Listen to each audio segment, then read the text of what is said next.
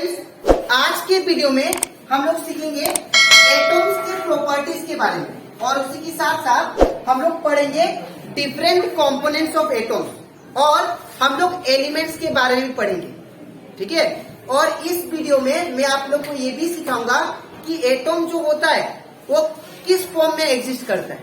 ठीक है, तो हम लोग क्लास 9 साइंस का चैप्टर 3 कर रहे थे, that is atoms and molecule. ठीक है, आज का वीडियो लेक्चर नंबर 4 है। इसके पिछले वीडियो में दैट इज लेक्चर 1 से लेकर लेक्चर 3 तक मैंने आप लोगों को एक्सप्लेन किया था एटम कैसे डिस्कवर्ड हुआ, एटम को सबसे पहले किसने स्टडी किया, और उसी के साथ साथ मैंने बताया था लॉ ऑफ केमिकल कॉम्बिनेशन के बारे में, जो 2 लॉ से बना है, that is law of conservation of energy और लॉ ऑफ कांस्टेंट प्रोपोर्शन। ठीक है, और उसी के साथ साथ मैंने आप लोग को डेल्टन्स एटॉमिक थ्योरी भी एक्सप्लेन कर दिया था। ठीक है, लेक्चर 3 में। तो अगर आपको वो सारा कंसेप्ट चैप्टर 3 का, ठीक है, अगर अच्छे से सीखना है तो आप लोग उसको मेरे यूट्यूब चैनल में इसको देख सकते हो, वो मैंने अपलोड कर दिया है। अगर आपको सारा कंसेप्ट अच्छे से चाहिए तो आप लोग उसको सर्च कीजिए, सर पंकज गुप्ता, उसमें आप लोग का सारा ऐसे प्लेलिस्ट अवेलेबल है। ठीक है, तो स्टार्ट करते हैं क्लास। यहाँ पे सबसे पहले हम लोग बात करेंगे एटम्स के बारे में। एटम्स हम लोग पढ़ चुके हैं कि एटम सबसे स्मॉलेस्ट पार्टिकल होता है, किसका? मैटर का। अगर हम लोग मैटर को डिवाइड करते जाए एक ऐसा पार्टिकल हम लोग को मिलेगा जो अनडिविजिबल होगा, और that indivisible particle is called atom.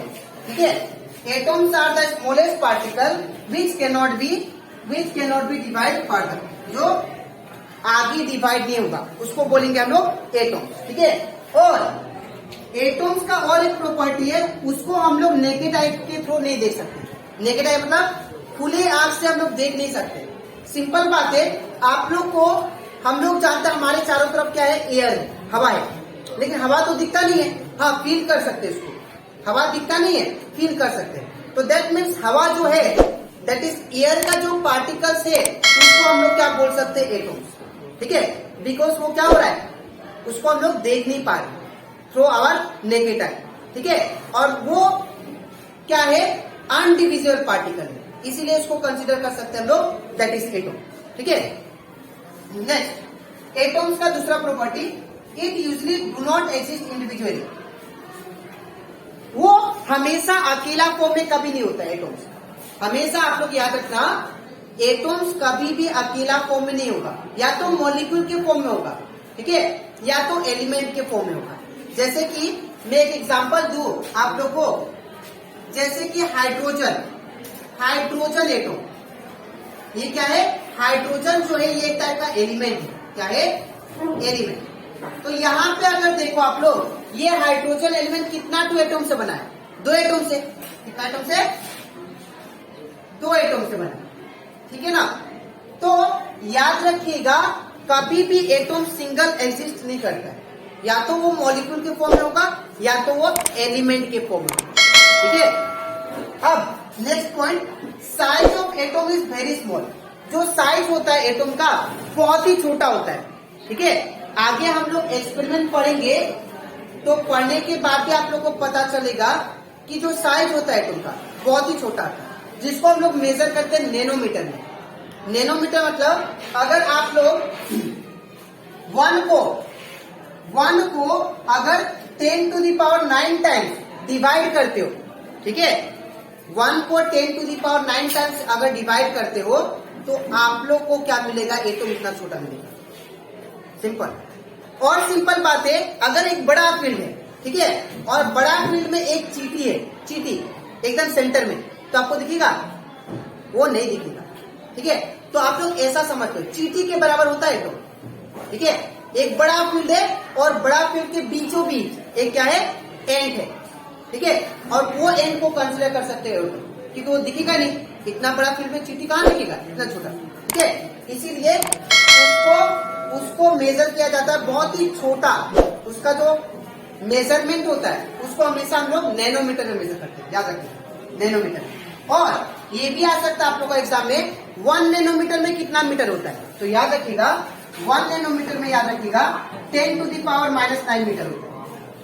1 nanometre equal to 10 to the power -9 metre. ठीक है, अब नेक्स्ट हम लोग बात करते हैं, मैंने आप लोगों को पढ़ाया था Dalton's atomic theory. Dalton's atomic theory के रिगार्डिंग कि डेल्टन ने ये बोला था कि एटॉम जो है उसको डिवाइड नहीं कर सकते, लेकिन जब एटॉम्स के बारे में फर्दर स्टडी किया गया और स्टडी करने के बाद ये पता चला कि अगर आपके पास ये एटॉम है तो एटॉम के अंदर आपको 3 कंपोनेंट मिलेंगे। पहला क्या था, दैट इज इलेक्ट्रॉन। दूसरा क्या है, दैट इज न्यूट्रॉन। जब आप लोग एटॉम को और ज्यादा तोड़ोगे तो एटॉम के अंदर आपको 3 पार्टिकल्स और मिलेंगे, जिसको हम लोग क्या बोलते हैं, और एक क्या था, दैट इज प्रोटॉन। ठीक है, तो ये 3 पार्टिकल जो होता है इनको बोलते हैं सब एटॉमिक पार्टिकल। सब एटॉमिक पार्टिकल।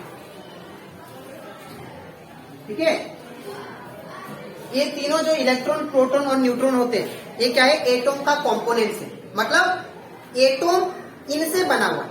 ठीक है, इलेक्ट्रॉन, प्रोटॉन, न्यूट्रॉन। और अगर हम लोग डीपली बात करें, इलेक्ट्रॉन होता है नेगेटिवली चार्ज, याद रखिएगा, इसके ऊपर हमेशा नेगेटिव चार्ज होता है।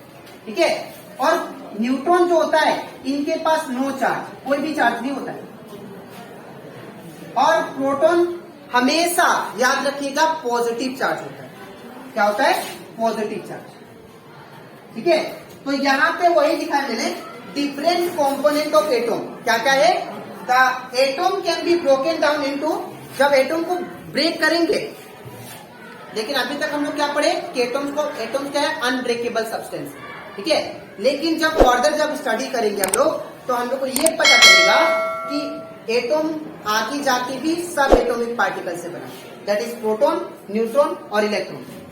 अब जो प्रोटॉन होता है, प्रोटॉन को हम लोग क्या बोलते हैं, पॉजिटिवली चार्ज पार्टिकल। याद रखिएगा, पॉजिटिवली चार्ज पार्टिकल।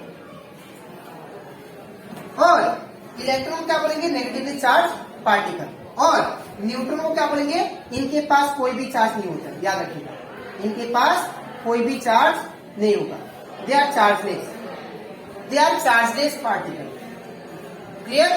तो आई होप आप लोग को एटॉम्स का प्रॉपर्टीज और उसके कंपोनेंट के बारे में, एटॉम किससे बना हुआ है, वो क्लियर हो गया होगा।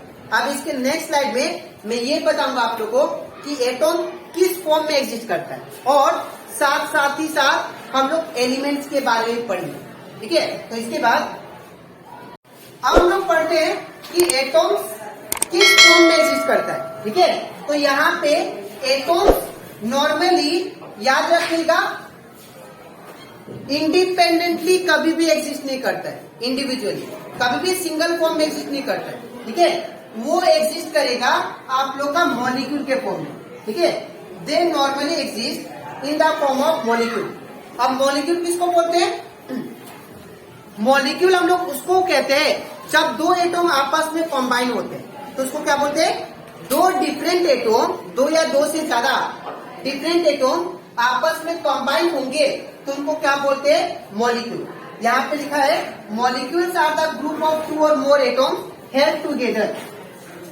ठीक है, हेल्ड टुगेदर, तो इसका मतलब ये है जो एटॉम्स होंगे या तो वो मॉलिक्यूल्स के फॉर्म में होंगे या तो वो एलिमेंटल फॉर्म में होंगे। ठीक है, अब एलिमेंट मतलब क्या होता है, एलिमेंट का मतलब होता है कि जब दो सेम एटॉम आपस में कंबाइन करेंगे तो उनको क्या बोलते हैं हम लोग, दैट इज एलिमेंट। यहाँ पे लिखा गया है that is an element is a substance which is made up of only one type of atom.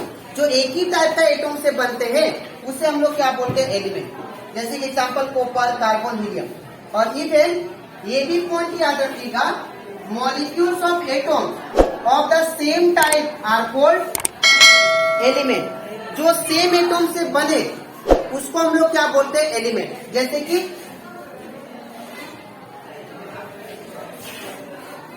यहाँ पे H2 का बात करें, H2O का, ठीक है, तो ये क्या है, आपका मॉलिक्यूल है। क्या है, मॉलिक्यूल है। तो ये जो मॉलिक्यूल है यहाँ पे देखिए आप लोग, ये हाइड्रोजन एटम और ऑक्सीजन एटम से बना है, मतलब दो डिफरेंट एटम से बना है। तो दैट मीन्स को क्या बोलेंगे, मॉलिक्यूल। तो यहाँ पे हाइड्रोजन क्या हो गया, एक एटम हो गया, ऑक्सीजन भी एटम हो गया।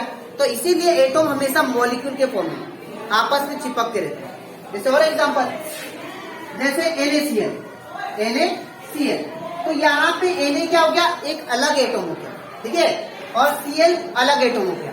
तो दो एटम आपस में कंबाइन हुए, क्या बनाए, ये बन गया दैट इज मॉलिक्यूल। ये क्या बना, मॉलिक्यूल। तो एटम हमेशा मॉलिक्यूल के फॉर्म में रहता है, ठीक है। और जब एक ही एटम से कोई भी सब्सटेंस बनता है, उसे हम लोग क्या बोलते हैं, element. An element is a substance which is made up of only one type of atom, only one type of atom. जब एक ही एटम से बने तो उसको क्या बोलेंगे, दैट इज एलिमेंट, ठीक है। जैसे एग्जांपल, अगर आपसे कोई पूछेगा कि हाइड्रोजन क्या है, तो आप लोग क्या बोलेंगे, हाइड्रोजन एक एलिमेंट है। क्या है, एलिमेंट या एटम भी बोलते हैं इसको। तो हाइड्रोजन जो एलिमेंट है, ये एक ही एटम से बना है, सिर्फ हाइड्रोजन से ही बना है, इसलिए इसका नाम है, ठीक है। इवन कार्बन, कॉपर, हीलियम, ये एक ही एटम से बने, ठीक है। ये तो ये आई होप आप लोग को एटम कैसे एग्जिस्ट करता है वो क्लियर हो गया, इवन एलिमेंट, ठीक है। अब इसके नेक्स्ट वीडियो में मैं आप लोग को कुछ सिंबल बताऊंगा कैसे रिप्रेजेंट करते कोई भी एलिमेंट को, वो आपको नेक्स्ट वीडियो लेक्चर 5 पे बताऊंगा, ठीक है। तो आज के लिए इतना ही, मिलते हैं नेक्स्ट वीडियो में, तब तक थैंक यू।